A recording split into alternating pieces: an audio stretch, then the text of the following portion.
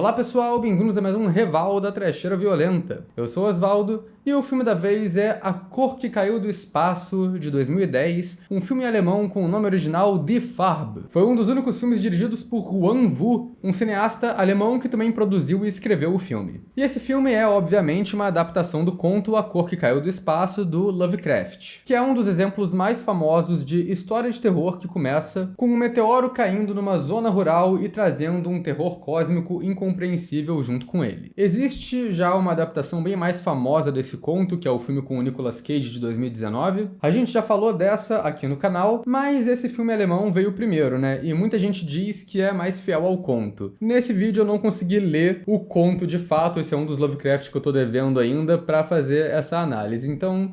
Mas é aquilo, ser mais fiel ao material de origem geralmente não é sinônimo de qualidade. Eu ainda prefiro a versão do Nicolas Cage desse filme, mas esse daqui eu achei legalzinho. Acho que a parada mais interessante de adaptar Lovecraft pro audiovisual é o desafio da coisa, né? Porque o Lovecraft tira parte do terror dos contos dele de descrever o indescritível. E é um tipo de surrealismo que é muito mais fácil fazer escrito do que fazer visual, né? Você traduzir uma coisa tipo um ângulo impossível ou uma cor que não existe pra tela é uma tarefa difícil pra cacete. E acho que em questão de abordagem, o Huan Vu aqui teve um conceito muito bom, mas que talvez ele não tenha tido orçamento suficiente para conseguir bancar essa ideia e fazer ela alcançar todo o potencial dela. E é aquilo, né? Esse é um filme bem obscuro, e se eu tô falando dele aqui agora é porque teve um guerreiro aí nos comentários que tá há literalmente 2 anos seguidos comentando em todos os vídeos que a gente posta pedindo uma análise desse filme. Desde a primeira vez que eu vi esses comentários, eu li o que era o filme e eu gosto muito de cinema Lovecraftiano, né? Então eu fiquei muito curioso com o que ele ia fazer ali. Então esse filme já tá na minha lista de filmes pra ver e pra falar aqui faz tempo. Mas eu só fui ter essa brecha pra falar dele aqui agora, então vamos nessa, né? Antes de continuar, vou pedir pra vocês se inscreverem no canal se vocês não forem inscritos ainda. Comentem aí embaixo se vocês já assistiram essa versão da Cor que Caiu do Espaço, ou até a outra também, qual que vocês preferem. Deixem outras recomendações de filmes pra gente falar aqui no canal também. Pra galera que fala que a gente não lê,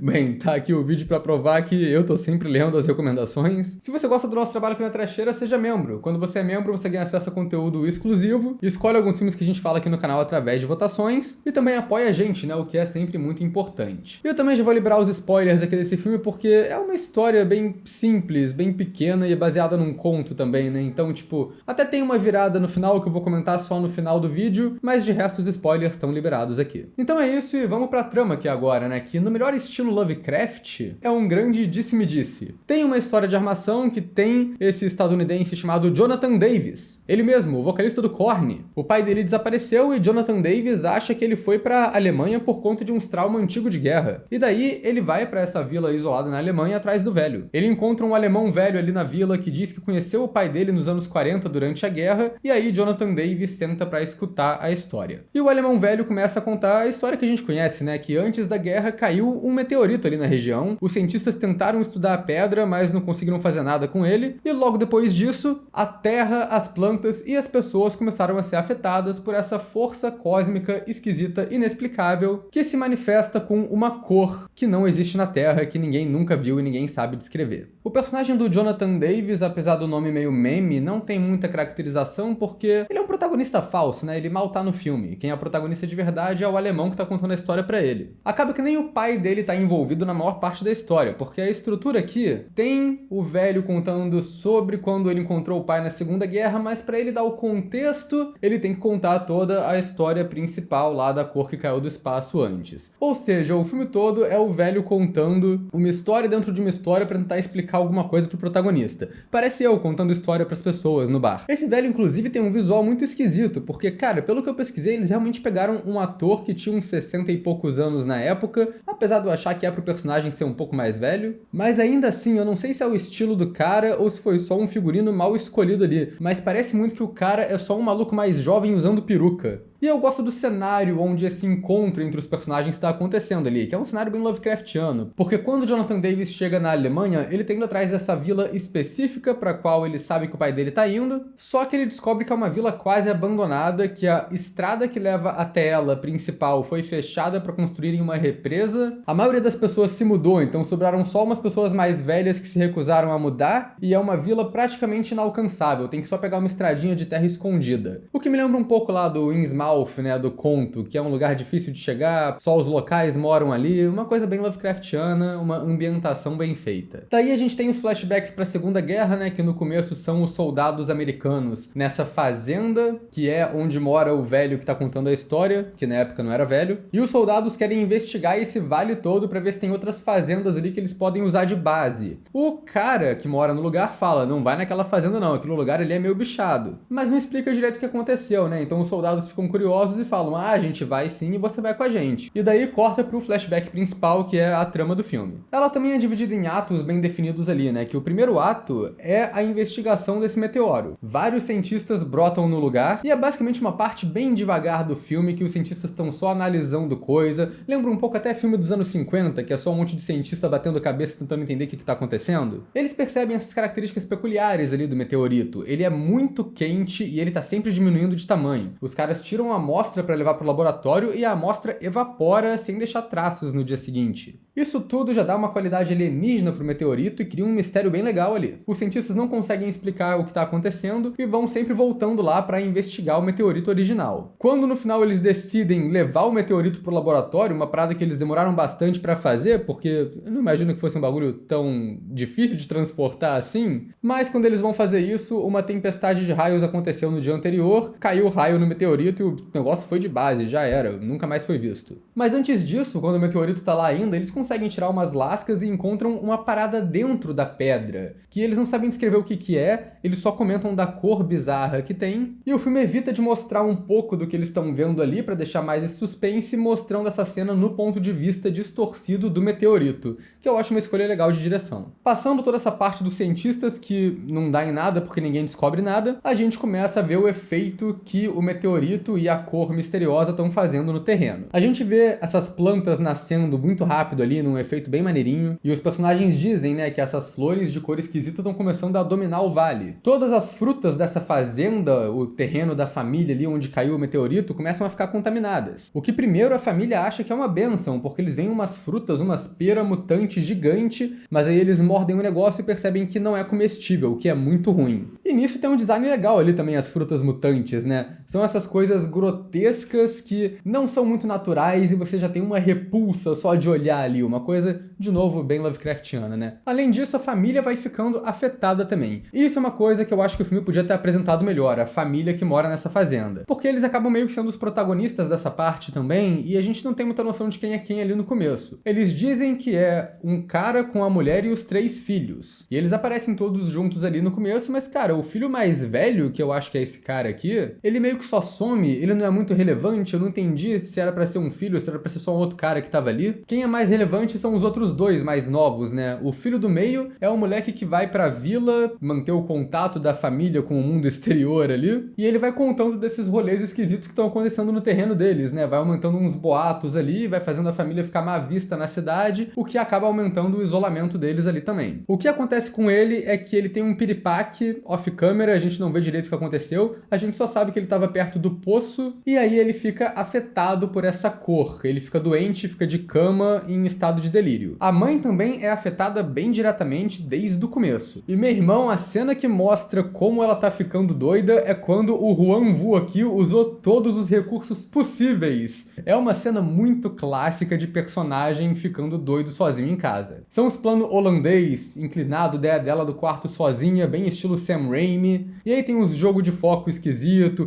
tem muito close extremo na cara dela, tem ela andando pelo quarto com uns jump cuts, ela pulando de um lado pro outro ali, enquanto vai acontecendo o plano holandês também. É aquele jeito bem efetivo de demonstrar loucura com uma montagem caótica. O moleque mais novo, a criança ali da família, ele não parece tão afetado pela cor, ele aparece brincando no terreno de boa lá, com os gravetos dele, correndo pela floresta, mas ao mesmo tempo também essa cena serve para criar uma atmosfera, que ela ressalta muito o som das árvores ali, dá uma sensação de que o moleque tá sendo observado por alguma coisa, mas não tem ninguém ali, né? Então acaba que ele tá sendo observado pela floresta, pela cor que tá presente ali em todo lugar. E o moleque desaparece da metade pro final do filme e ninguém da família sabe o que aconteceu com ele. O velho que tá contando isso tudo pro personagem, ele se encaixa nisso porque ele é o vizinho da fazenda mais próxima ali, né? Ele tá presenciando a decadência dessa família e desse terreno e tenta ajudar da maneira dele. Ele raciocina, né, que a influência da cor, dessas pragas que estão surgindo ali no terreno que tá afetando a família. Ele deduz que deve ser a água do poço que tá contaminada. E isso vai ser relevante depois pra trama. Depois que os vizinhos somem por 2 semanas sem falar com ele, aí ele decide ir lá na fazenda dos caras ver o que rolou. E daí vem a parte mais terror, que é o final dessa história principal, né? O protagonista chega lá nessa fazenda e encontra o pai de família sozinho, sentado na cadeira, cheio de mancha no corpo. E ele fala como se a família dele estivesse toda ali com ele, mas não tem ninguém. A loucura vindo do contato com o surreal e o horror cósmico também é um elemento recorrente de Lovecraft, né? E é bem trabalhado nesse filme. O protagonista vai investigar a casa e descobre a família toda morta e corroída em cômodos diferentes. A gente vê de relance o cadáver do filho morto na cama onde ele ficou por todas essas semanas. E daí quando ele vai no quarto da mulher do cara, a gente vê um corpo todo carcomido ali, irreconhecível, que começa a se mexer de um jeito muito estranho e nada natural, porque a cor tá brotando de dentro do corpo. E depois ele se desfaz em um efeito ali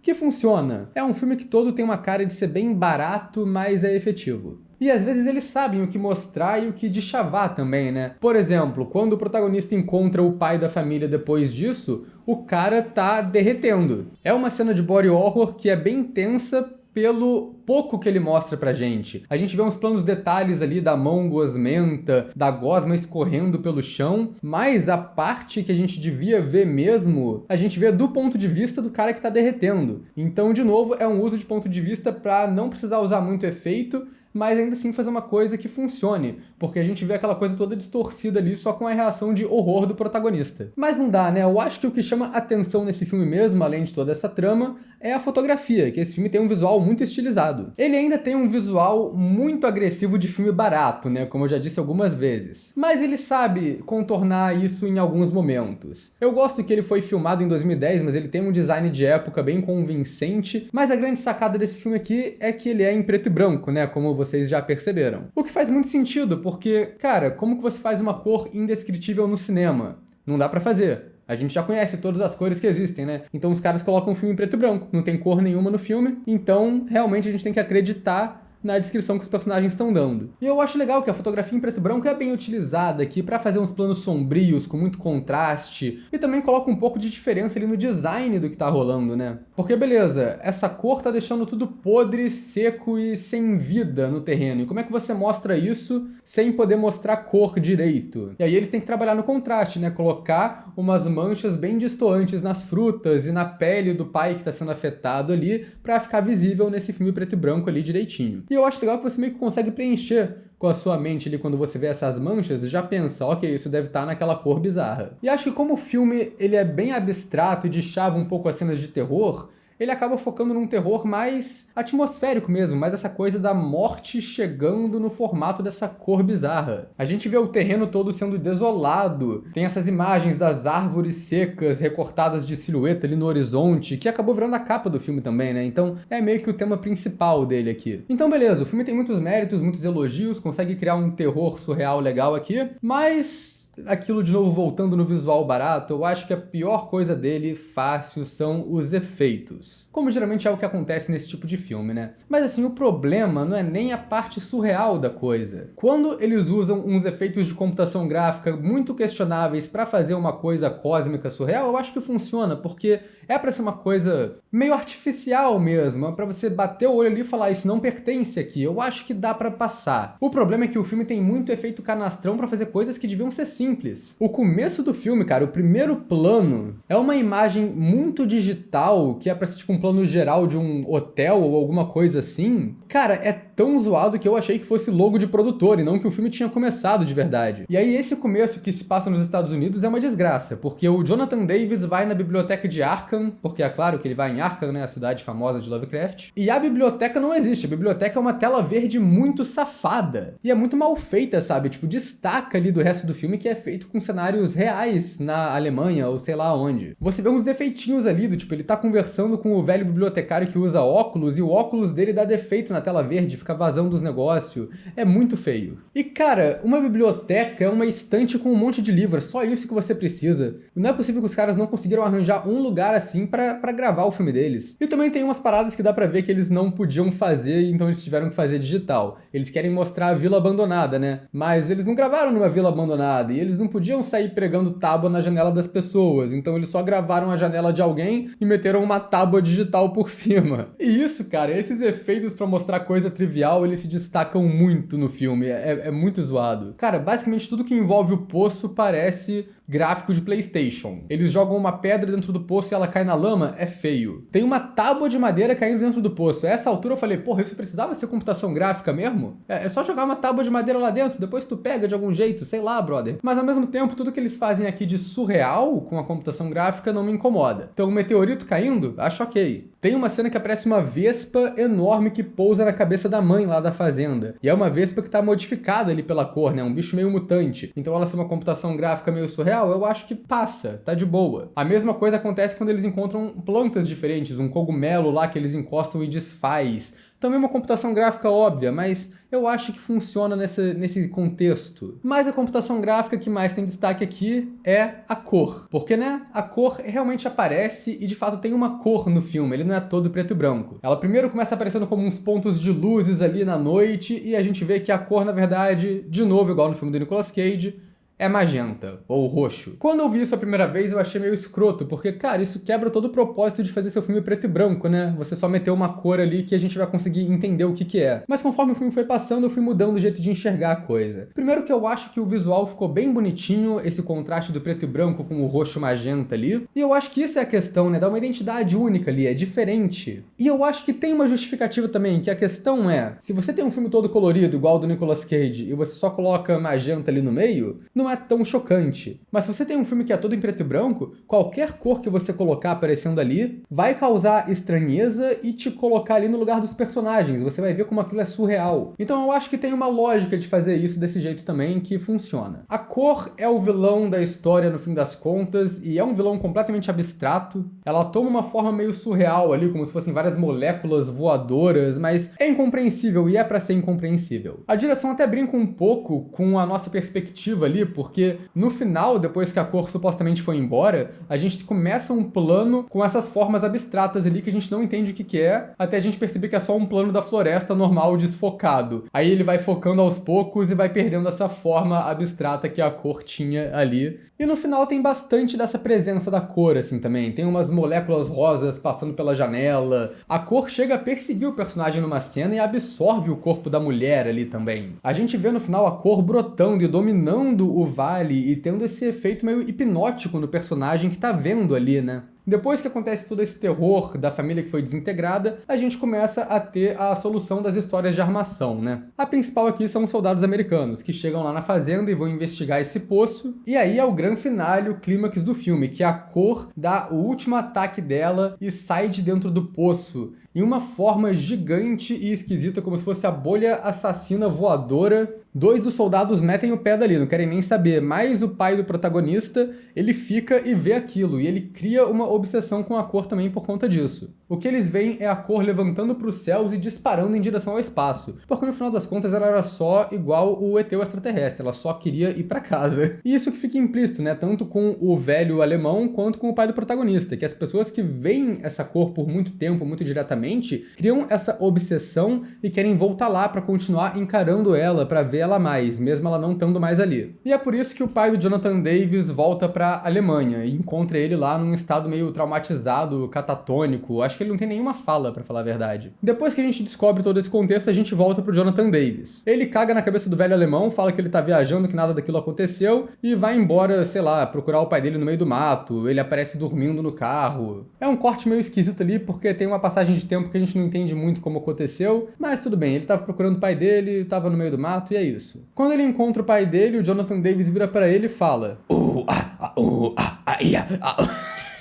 Não, quando ele encontra o pai dele, o Jonathan Davis só leva ele pro carro e os dois vão embora e a trama deles acaba ali. Eles não têm um confronto final com a cor, ou com a verdade, ou com o terror cósmico, ou qualquer coisa dessas, porque a virada final do filme é outra. Não acho que seja uma parada que muda tanto a trama assim, é mais uma reviravolta de personagem, que o velho alemão, na real, ele não era o vizinho que tava ajudando a família. Ele inverteu os papéis, ele era o cara que morava ali na fazenda que estava sendo diretamente afetado pela coisa. A gente descobre que ele estava obcecado com a cor o tempo todo e repassam várias cenas do filme que ele contou pro protagonista de um jeito, elas são mostradas de outro, invertendo os papéis ali, né? É o pai da família oferecendo ajuda pra ele que tá todo zoado lá na fazenda dele, sem ter contato com o mundo externo. E até algumas revelações acontecem, tipo, o filho mais novo que sumiu, a gente descobre que foi esse cara que matou ele, jogando ele no poço como se fosse uma oferenda pra cor ali, né? Então a gente descobre que, além da cor, o vilão da história era o próprio narrador. Ele tava recontando a história pra colocar ele como o protagonista, quando na real ele era o vilão o tempo todo.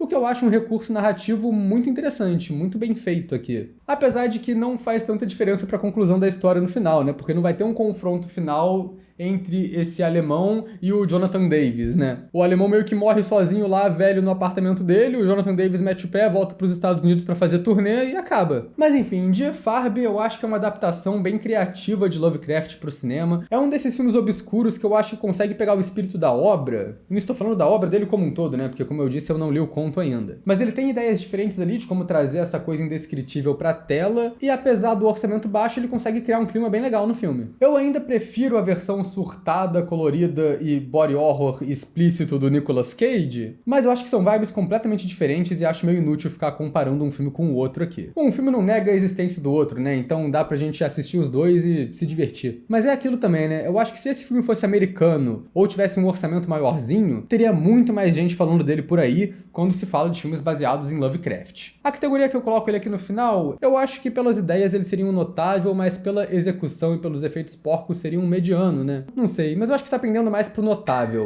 Então, é isso.